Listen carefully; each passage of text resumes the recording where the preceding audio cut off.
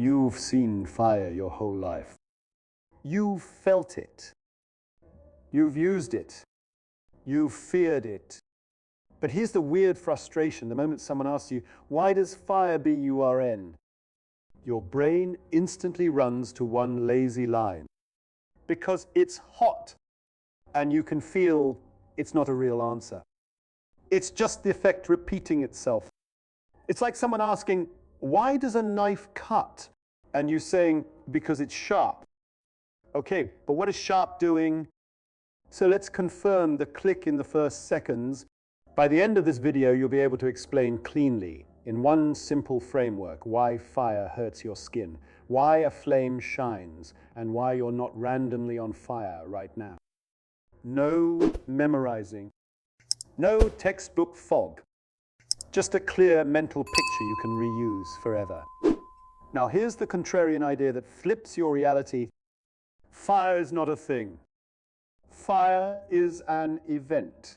A flame is what you see when matter is rearranging itself so fast that the extra energy has nowhere to hide, so it escapes as heat and light. That's the core shift. Because the moment you stop thinking of fire as a substance, you start seeing it as a process. And processes have rules. So we're going to build those rules in your head, simple enough that a 10-year-old can follow, but accurate enough that it doesn't break when you push it. Imagine you have one big pile of LEGO pieces. Same pieces, nothing magical. Now you build two castles. Castle A is built in a stressed way. Pieces are forced, bent, twisted, barely stable. Castle B is built perfectly. Pieces click smoothly, stable and relaxed. If Castle A could suddenly snap into Castle B using the same pieces, something would happen. All that stored stress would be released. That release is energy.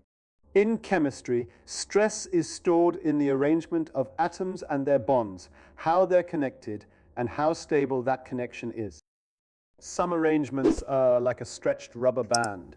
Some are like a rubber band that has already snapped back. Burning is basically the moment the stretched arrangement becomes the relaxed arrangement and the leftover energy bursts out. So fire is not creating heat like a factory. Fire is revealing energy that was already trapped in the arrangement. THEREALMECHANISM. Fuel, wood, wax. Gas is made of atoms holding hands, bonds. Oxygen in the air is also atoms ready to bond. When everything is cool and calm, nothing dramatic happens because there's a barrier. But once the barrier is crossed, oxygen can form more stable connections with parts of the fuel. So the old hand holds get broken. New hand holds form. And when the new bonds form, the system drops into a more stable state, like the LEGO snapping into the better build. That drop releases energy. And that energy has only a few ways to leave. It can become faster molecular motion. That's heat. It can become electromagnetic radiation. That's light. It can drive expanding hot gases. That's the flame's movement and shape. That's why a flame dances.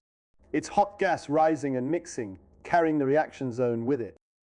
So a flame is not a thing sitting in place. It's the moving boundary where fuel, oxygen, and heat keep meeting. W-Y-I-T. Now bring it back to the part you actually care about. Why does it hurt? Your skin is not just material. Your skin is billions of tiny molecular machines, proteins folded into precise shapes, membranes arranged carefully, chemistry running in balance. Heat is what happens when molecules start moving and vibrating harder and faster. When a flame is near you, energy transfers into your skin in two main ways. Hot air molecules collide with your skin and transfer motion. The flame emits invisible infrared radiation energy that travels like light and gets absorbed by your skin. Once your skin absorbs enough energy, your proteins start to unfold, membranes start to fail, and chemistry starts to break down. Your nerves detect that incoming damage and trigger pain as an alarm. Stop. Back away. This environment is destroying structure. So burning isn't mystical. It's not that fire has a special hurt property. It's that your body can't survive that level of energy input without losing its shape. Fire burns because the energy release is fast and your biology is delicate. Why it doesn't happen instantly? Here's a trap people fall into. If oxygen can make a more stable arrangement with fuel, why doesn't wood just react with oxygen all the time? Because chemistry has a start button. There's a barrier you must cross before the rearrangement can begin. That barrier is the reason matches exist. Sparks exist. Lighters exist. Picture a ball in a shallow valley with a deeper valley on the other side. The deeper valley is the stable end state, but the ball can't reach it unless it first gets pushed up over the ridge. Breaking the first bonds requires an energy push.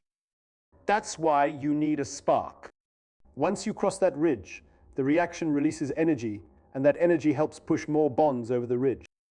That creates the loop that makes fire feel alive. Heat starts, reaction releases heat, heat starts, more reaction. As long as that loop stays strong, the flame continues. What you're really seeing in a flame. One more reality flip before we end this part. In many cases, a solid isn't burning as a solid. It's releasing fuel vapors, and those vapors are burning. A candle doesn't burn wax directly. Wax melts, travels up the wick, becomes vapor, and the vapor burns above the wick. Wood behaves similarly. Heat breaks it down and releases flammable gases, and those gases burn in the hot zone above the surface. That's why surface area matters. A big log burns slower. Small, dry twigs catch quickly. Fine dust can ignite violently. Same material, different access, different mixing. Now you have the core picture. A flame is an event, atoms changing partners, releasing stored energy as heat and light. But the next question is the one that breaks your intuition. Air is full of oxygen. You are made of fuel. Your desk is fuel. So why are you not a walking candle right now? And once we solve that, the next shock is bigger. A flame doesn't only make heat, it makes light, and the color is basically chemistry leaving clues. So here's the uncomfortable truth. If oxygen is everywhere and you're made of burnable molecules, then yes, on paper you should be burning. But in real life, fire is picky. Fire isn't a default state. Fire is what happens only when a reaction can run fast enough to feed itself. And most of the time, the world is designed by physics to prevent that. Because for a flame to exist, three things must happen at once. Oxygen must reach fuel molecules fast. Fuel must be available in a form that can mix, often gas. Temperature must stay high enough, long enough for the reaction to keep restarting itself. If any one of those collapses, fire dies or never starts. That's the real reason you're not a walking candle. Imagine you're trying to light a campfire with wet wood. You have fuel. You have oxygen. You have a spark. Yet it doesn't catch. Why? Because the heat you produce keeps getting stolen before it can pay for the next step. That's the secret. Fire needs a profit margin. A flame survives only if it produces heat faster than the environment can take it away. If heat leaks away too fast, the chain reaction can't keep going. So the world isn't not burning because fuel isn't fueled.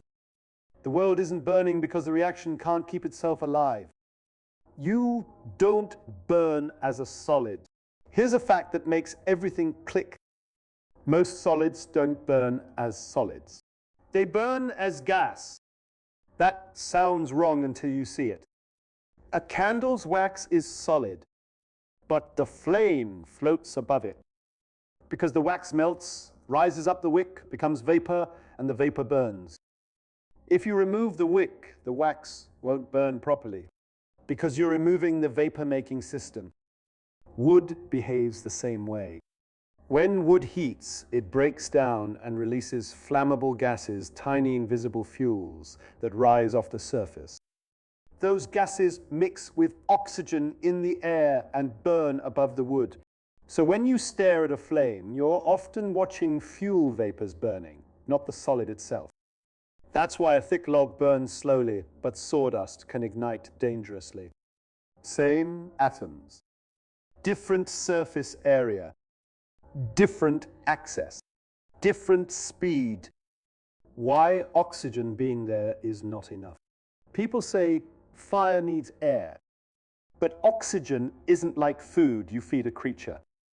Oxygen is just one side of the chemical deal. For burning to happen fast, oxygen and fuel must meet in the right way, close contact, right mixing, enough temperature, enough continuous supply. If oxygen can't reach fuel molecules quickly enough, the reaction stays slow, heat stays low, and nothing becomes a flame. That's why a sheet of paper burns quickly, but a thick wooden table doesn't instantly explode into fire. A thin sheet has huge surface area and heats fast. A thick table has less exposed surface relative to its mass and loses heat into itself. The reaction can't run away. Now watch how delicate fire is. You blow on a campfire and it grows. You blow on a candle and it dies. Same action, different result. Because blowing does two things at the same time. It adds oxygen, which can intensify burning. It removes heat, which can kill burning. When a fire is oxygen limited, adding oxygen helps. When a flame is heat limited, cooling it below the reaction threshold kills it. So a flame is basically balancing on a knife edge. Too little oxygen, it starves. Too little heat, it dies. Too much cooling, it dies. Bad mixing, it becomes smoky and weak. Fire is not unstoppable. Fire is a chain reaction that must stay above a certain line to keep repeating itself. Why water puts out fire? Water feels like fire's natural enemy, but not because it's anti-fire. Water is a heat thief.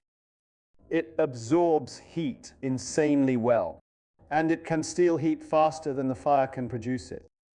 Once the temperature drops, the reaction can't restart itself fast enough.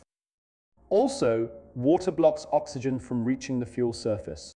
And when water turns into steam, it expands and pushes oxygen away locally.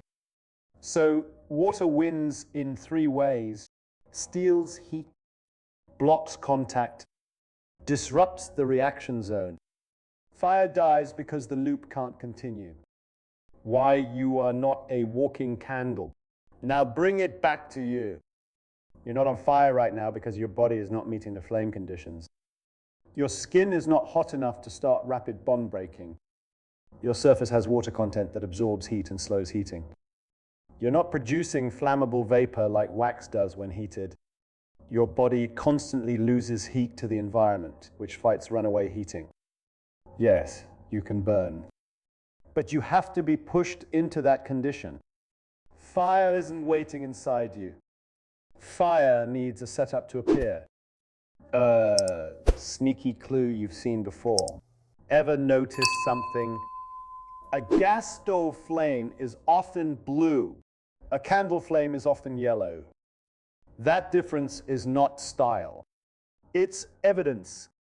It's telling you something about what is happening inside the flame, how clean the mixing is, whether soot is present, and what kind of energy is being released. And that leads to the next question. If fire is just a chemical rearrangement making heat, why does it produce visible light at all? Where does that light come from? And why does it have different colors? Because once you understand flame-like, you stop seeing fire as hot stuff. You start seeing it as atoms doing energy math and broadcasting the results. You already have the key shift. Fire isn't a substance. It's an event, atoms rearranging and dumping leftover energy. Now the next thing should bother you, because heat makes sense. Heat is just fast motion. But light is not hot air. Light is its own thing. It travels through space. It carries information. It has color. So where does flame get light from?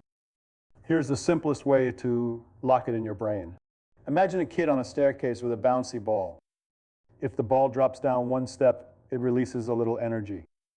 If it drops down 10 steps, it releases more. In atoms, there are steps, 2 energy levels. During burning, atoms and molecules get kicked into higher energy states, like pushing the ball up the stairs. But they can't stay there. They fall back down, and when they fall, the extra energy leaves as a photon. A photon is a tiny packet of light. So the flame is full of microscopic falls happening constantly, billions of tiny energy drops per second. And those drops produce light. That's one major source. But there's another, and it explains why candles are yellow while clean gas flames are blue. Why candle flame is yellow. Here's a truth that surprises people. A candle flame's bright yellow is often not the gas glowing. It's hot soot. In a candle, the fuel vapor doesn't always burn perfectly. Some carbon forms tiny particles soot inside the flame. Those soot particles get heated to high temperatures. Hot solid particles glow just like a red-hot metal coil. That glowing soot produces the classic yellow-orange flame. So a candle flame can be like a tiny cloud of hot, glowing carbon dust. That's also why candles can make black stains on surfaces. That soot is real matter. Why a stove flame is blue. When a gas stove burns properly, the fuel and oxygen mix more completely. Less soot forms. Instead of glowing soot dominating the light, you get more light from excited molecules in the flame. And that light often appears blue. So color is not a style. Color is a report. Yellow often suggests hotter, glowing particles, soot, incomplete combustion, more carbon particles in the flame. Blue often suggests cleaner combustion, better oxygen mixing, fewer glowing particles, more molecular emission. Different setups, different chemistry, different light signature. Fire colors are a chemistry code. Now think about those science experiments where flames turn green or purple. That's not a filter. That's atoms announcing their identity. Different atoms have different energy steps. When they drop between those steps, they release photons with specific energies. Energy of photon determines color. So flame color is basically the chemical world leaking its ID card into your eyes. That's wild because it means a flame is not just heat. A flame is a communication channel. It's matter broadcasting how its energy is changing. This is why fire feels like magic.